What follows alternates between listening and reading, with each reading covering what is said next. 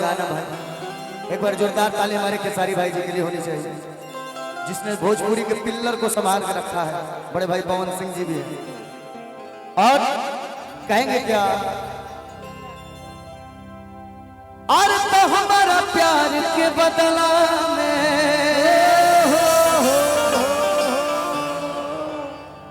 कि बोला का दिले बारू हो कि तू तो जब दिल बारू हो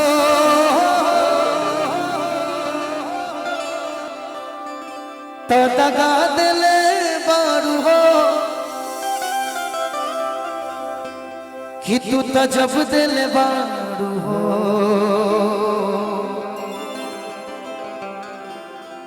तो दगा दिल बारू हो।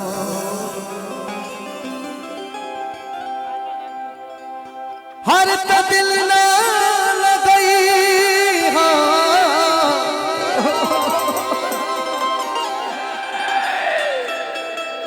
और तो फिर जानी हो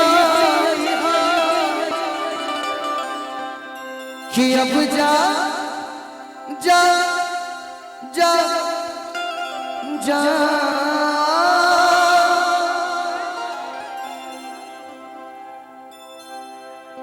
प्यार हमरा से पहले और बियाह दूसरा से करबे भग भग मर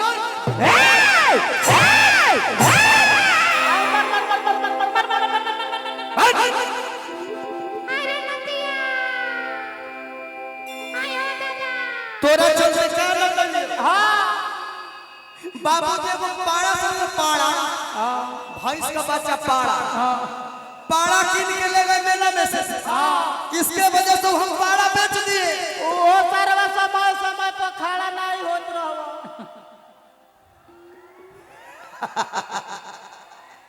लेकिन तू हमार ना भइलिस।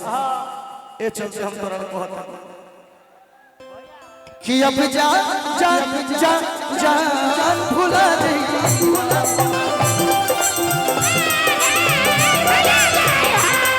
अब जा जा जा जान भुला दे,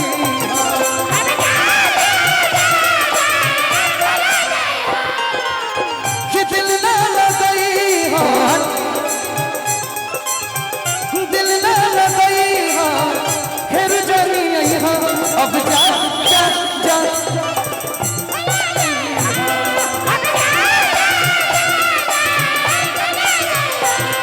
अब जा जा जा जान भुला जाई।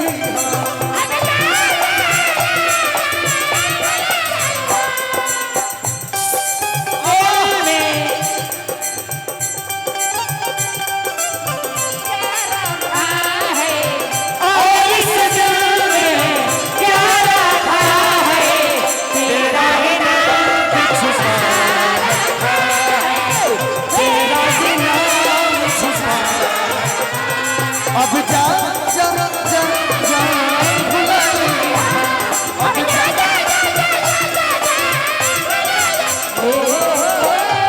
इसी में मैं अपना लाइन कहूंगा, हम बेवफा ना तू बेवफा,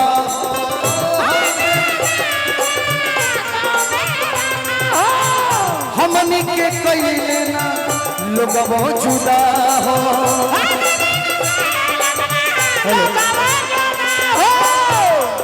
कि झूठो के काहे तो के और कोसी जा का दर्द बा। ए भाई का हो यही में एगो गीत लाग जाओ का हमरो के लगही सुतालिए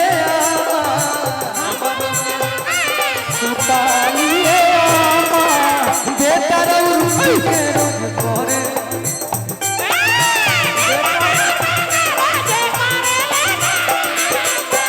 हमरो के लगही सुतालिए आपन कुल के गावता जाओ हमरो के लगही सुतालिए बेटा रउती के रोग करे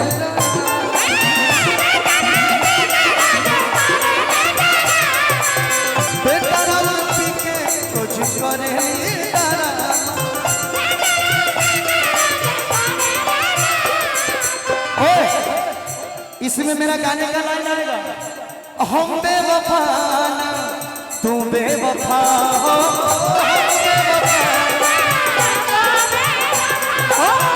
हमनी के कई असना लोगवा जुदा हो,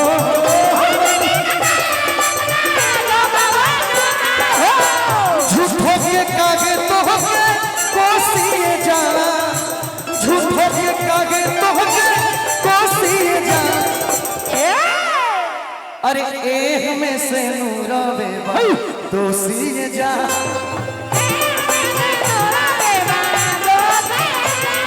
अरे एह में से नूरावे भाई दोषी जा, अरे एह में से नूरावे भाई दोषी जा, अरे एह में से नूरावे भाई दोषी जा,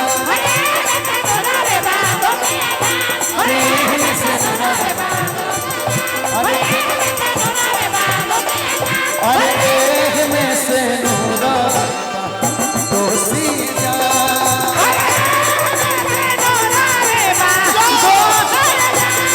अरे